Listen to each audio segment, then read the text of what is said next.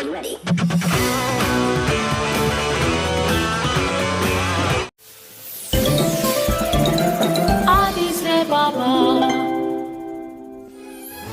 जमाने में एक जोड़ा बहुत दूर सरजमीन में रहा करते थे। उनकी कोई औलाद नहीं थी, लेकिन उनको एक लड़की की ख्वाहिश थी। थोड़े ही दिनों बाद नौजवान खातून एक बच्चे की उम्मीद कर रही थी। एक दिन जब वो खिड़की से बाहर की तरफ देख रही थी, उसने अगले दरवाजे पर सलाद का एक खूबसूरत बाग देखा। बस उस लम्हे से उसने ये तय कर लिया था कि अब उसे ये सलाद खानी ही खानी है। ओह, अगर मैंने सलाद नहीं खाई तो मैं मर जाऊंगी। उस खातून ने अपनी भूख खो दी और वो काफी कमजोर भी हो गई। आखिरकार एक दिन उसका शौहर उसको देखकर बहुत परेशान हुआ। उसने अपनी बीवी से ये वादा किया कि वो उसको सलाद जरूर ला कर दे। तुम फिक्र ना करो, मैं जाता हूँ और कुछ सलाद देकर आता हूँ। मगर तुम्हें पता है ये कितना खतरनाक है। अगले घर का दरवाजा ताकतवर जादूगरनी का था और उस बाग को चारों तरफ से बड़ी दीवारों ने घेर लिया था, जिसमें दाखिल होने की किसी में जुर्रत नहीं थी। शौहर ने अपनी सारी ताकत लगा दी और दीवार पर चढ़कर बाग के अंदर दाखिल हो गया और एक मुट्ठी सलाद उठाई।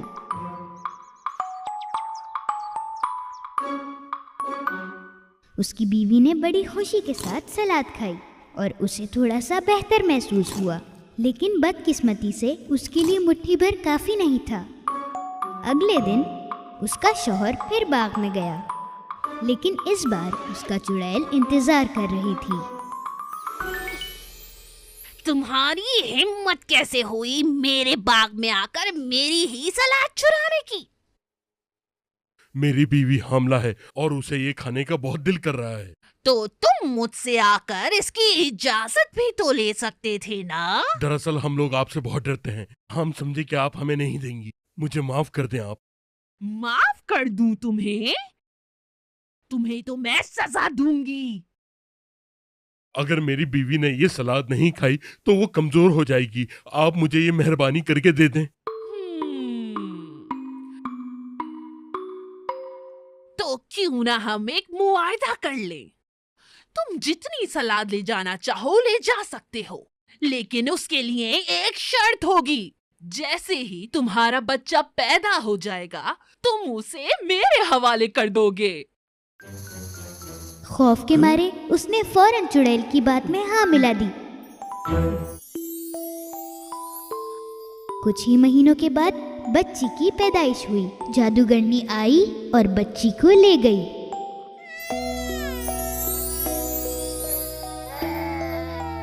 जादूगरनी ने बच्ची का नाम रपुंज़ेल रखा, क्योंकि इस बच्ची की माँ ने जिस सलाद के पत्ते की ख्वाहिश की थी उसका नाम रपुंज़ेल था।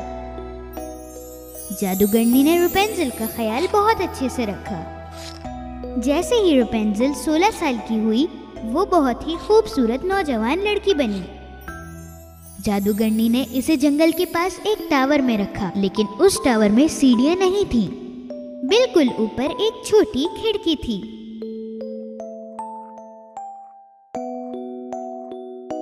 जादूगरनी ने रपुंज़ेल के सुनहरे बाल कभी नहीं काटे थे। जब भी जादूगरनी उससे मिलने के लिए आती, वो नीचे से उसे आवाज देती, रपुंज़ेल, रपुंज़ेल, अपने बाल नीचे की तरफ फेंको। तुम्हारी माँ आई है।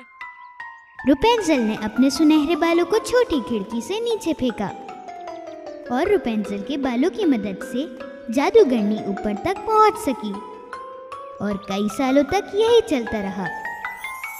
और एक दिन एक शहजादा शिकार पर आया और दूर जंगल से उसे एक खूबसूरत आवाज सुनाई दी। ला ला ला। कितनी खूबसूरत आवाज है। उसने काफी सोचने के बाद अपने घोड़े को उस खूबसूरत आवाज की तरफ दौड़ाया। जैसे ही वो उस टावर पर पहुंचा जहां रपुंज़ेल रहती थी, उसने दाएं देखा और फिर बाएं देखा। लेकिन टावर पर चढ़ने के लिए सीढ़ियां या कुछ और नहीं था।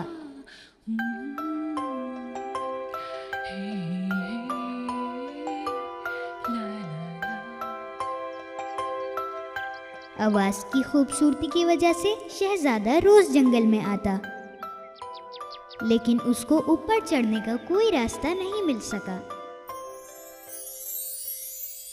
एक रात जब वो फिर टावर के करीब से जा रहा था तो उसने देखा कि एक जादूगरनी नीचे इंतजार कर रही थी। Rapunzel! Rapunzel! जल्दी से बाहर बाल डाल दो, तुम्हारी माँ आ चुकी है। रुपेंजल ने अपने लंबे सुनहरे बालों को छोटी खिड़की से नीचे फेंका और रुपेंजल के बालों की मदद से जादूगरनी ऊपर तक पहुंच सकी। अगले दिन सूरज गुरूब होते ही शहजादा टावर की तरफ आया। आवाज बदलते हुए ये कहा, रेपेंजल, रेपेंजल, अपने बालों को नीचे देखो, मैं तुम्हारी माँ हूँ।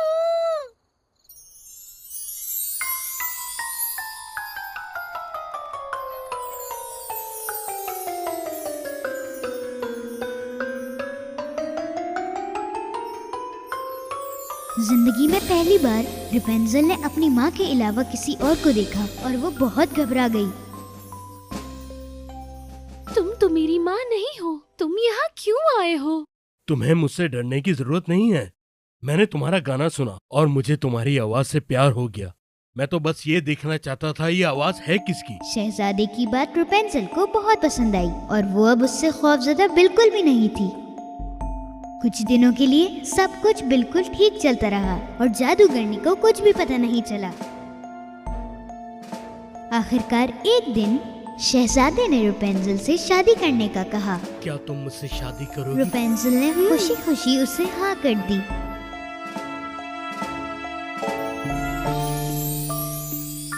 लेकिन रेपेंजल के पास टावर से नीचे उतरने का कोई तरीका नहीं था। अचानक उसके दिमाग में एक बहुत अच्छा आइडिया आया। शहजादा जब भी टावर से गुजरता तो वो रेपेंजल को एक कपड़े का टुकड़ा देकर जाता। रेपेंजल उन टुकड़ों को जोड़कर एक रस्सी बनाना चाह रही थी, लेकिन एक दिन रेपेंजल ने एक बहुत बड़ी गलती कर दी। उसने गलती से जादूगरनी से ये कहा, अम्मी, आपसे तेज तो शहजादा ऊपर आ जाता है। कौन शहजादा? कौन सा शहजादा, बताओ मुझे। और उसी वक्त जादूगरनी ये समझ गई कि दाल में कुछ काला है। मैंने कहा था ना, मुझे धोखा मत देना। मैं तुम्हें इस धोखेबाज दुनिया से दूर रखना चाहती थी, लेकिन तुमने। जादूगरनी अपने गुस्से को संभाल ना पाई और उसने रेपेंजल के सुनहरे बाल काट दिए।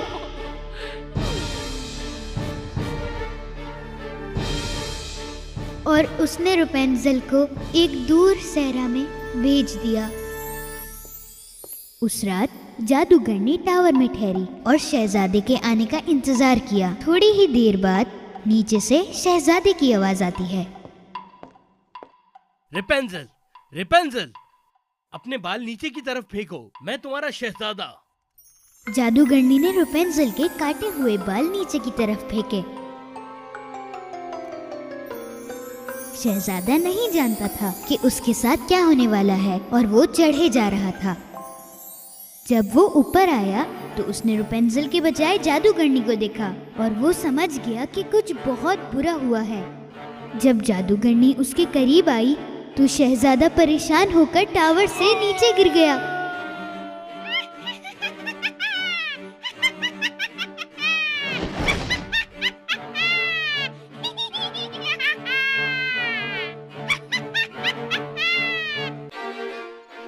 नीचे मौजूद झाड़ियों की वजह से शहजादा जिंदा तो बच गया, लेकिन कांटों की आंखों में घुसने की वजह से वो अब कभी भी नहीं देख सकता था। आंखों में आंसू लिए शहजादा जंगल की तरफ घूमता रहा। इस ख्वाहिश में कि किसी तरह उसे रेपुंज़ल मिल जाए। उसने अपना पेट पत्तों और फलों से भरा। आखिरकार काफी चलने के बाद शहजादा उस सहरा में जा पहुंचा जिसमें रेपुंज़ल रह रही थी, और अचानक से कुछ नाकाबिले यकीन चीज हुई। उसने एक बहुत ही खूबसूरत आवाज सुनी। उसने फौरन उसकी आवाज पहचान ली। ये आवाज तो रेपुंज़ल की है। वो आवाज को सुन सुन के उस आवाज का पीछा करने लगा और जोर जोर से आवाजें देने लगा। रेपुंज़ल, रेपुंज़ल, रेपुंज़ल। रेपुंज़ल भी शहजादे की आवाज पहचान गई। तुम आ गए। वो शहजादे की तरफ दौड़ने लगी। मेरे शहजादे। आखिरकार उन दोनों ने एक दूसरे को ढूंढ लिया। रेपुंज़ल ने शहजादे को देखकर गले लगा लिया और खुशी के आंसू बहाए। रेपुंज़ल के आंसू ने शहजादे की आंखें नम कर दी और अचानक एक मौजज़ा हुआ।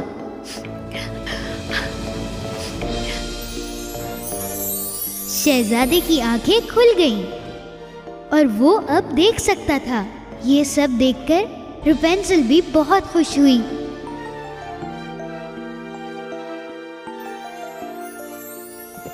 वो एक साथ मिलकर शहजादे के महल में आ गए, जहां उन दोनों का सबने बहुत अच्छे से इस्तकबाल किया।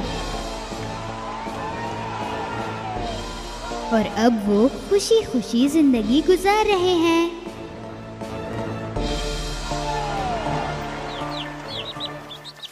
एक जमाने की बात है, एक खूबसूरत और नरम दिल लड़की रहती थी।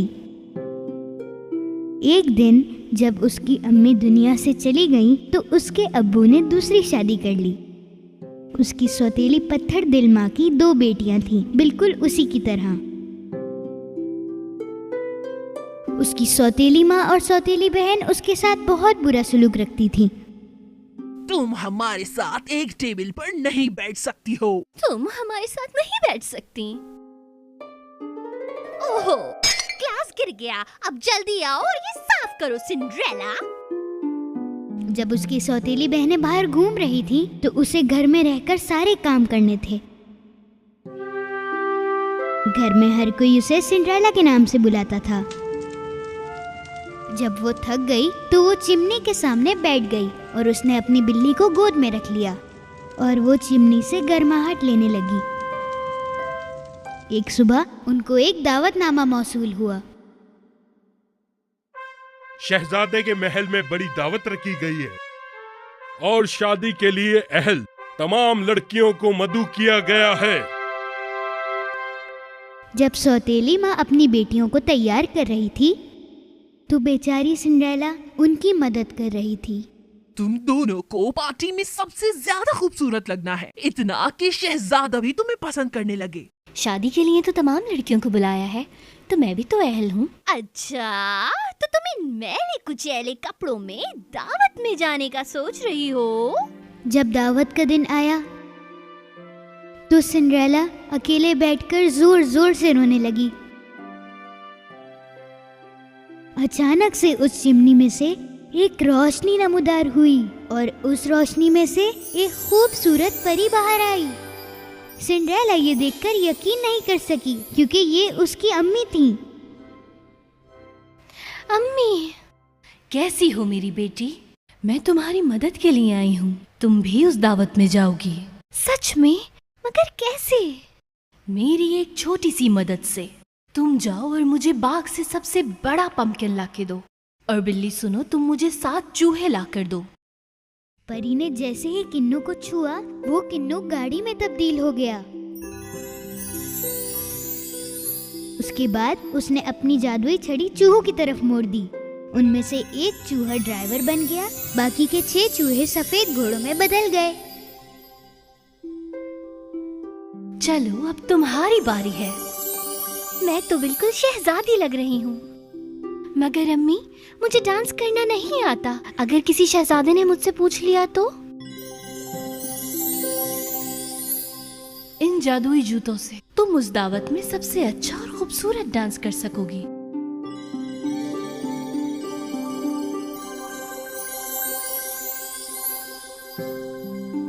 तुम शहजादे के साथ जरूर डांस करना, मगर ये मत भूलना कि ये जादू 12 बजते ही सारा का सारा खत्म हो जाएगा। इसीलिए तुम्हें 12 बजने से पहले ही दावत से बाहर निकलना होगा। आपका बहुत बहुत शुक्रिया अम्मी। मैं वादा करती हूँ कि वक्त से पहले आ जाऊंगी। अम्मी, क्या मैं कभी आपको दोबारा देख पाऊंगी? मैं हमेशा तुम्हारे साथ हूँ।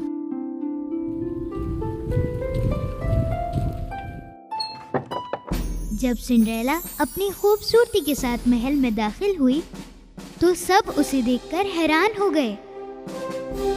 हत्ता कि उसकी सौतेली बहनें भी उसको पहचान नहीं पा रही थी। शहजादे को भी सिंड्रेला बहुत पसंद आई। बादशाह और महारानी भी उसे देखकर बहुत खुश हुए। हाँ, इसे कहते हैं ना राजकुमारी। शहजादे ने सिंड्रेला से फौरन डांस करने का पूछा। सिंड्रेला अपने जादुई जूतों की वजह से डांस फ्लोर पर तैर रही थी। सौतेली माँ और उसकी बेटियां सिंड्रेला की खूबसूरती से बेसाख्ता थी। सिंड्रेला बहुत खुश थी। वो सोच भी नहीं सकती थी कि कितनी जल्दी वक्त गुजर गया और वो अपना वादा बिल्कुल भूल गई। अचानक से उसकी नजर घड़ी पर पड़ी और तकरीबन 12 बजने ही वाले थे। शहजादे को खड़ा छोड़कर वो दावत से फौरन भागी। जब वो भाग रही थी, उसके पांव से उसका एक जादुई जूता नीचे गिर गया, लेकिन उसके पास इतना वक्त नहीं था कि वो जूता वापस उठा सके।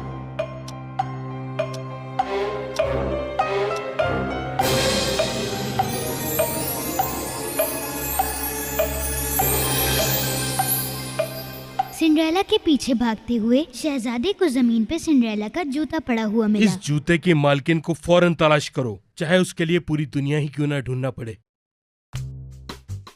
शहजादे के सिपाहियों ने मुल्क भर का सफर किया और हर दरवाजे पर दस्तक दी और हर किसी को जूता आजमाने की इजाजत दी, लेकिन वो जूता किसी को नहीं आया। और आखिर में सिपाही सिंड्रेला के घर आए। उसकी सौतेली बहनों ने अपने पाँव में जूते पहने। अरे थोड़ा सही तरीके से पहनाओ। हाँ, ये मेरी ही बेटी का है। वो तो सुबह से उदास है। लेकिन उन दोनों के पैरों में जूते नहीं आए।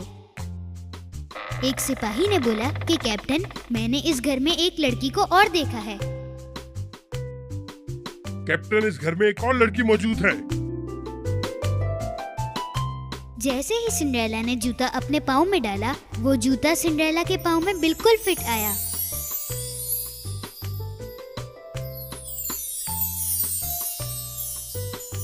आपको हमारे साथ चलना होगा नौजवान लड़की। हमारे शहजादे आपका इंतजार कर रहे हैं।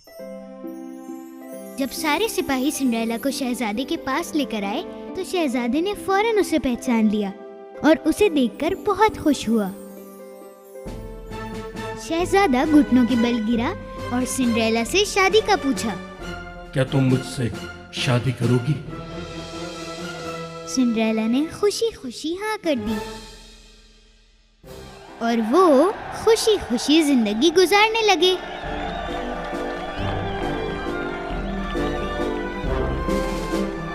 लेकिन ये कैसे हुआ कि मेरे जूतों ने अपना जादू ही खो दिया? मैं हमेशा तुम्हारे साथ हूँ। तो अब समझी कि अम्मी वो आप थी जो सारा वक्त मेरे साथ थी।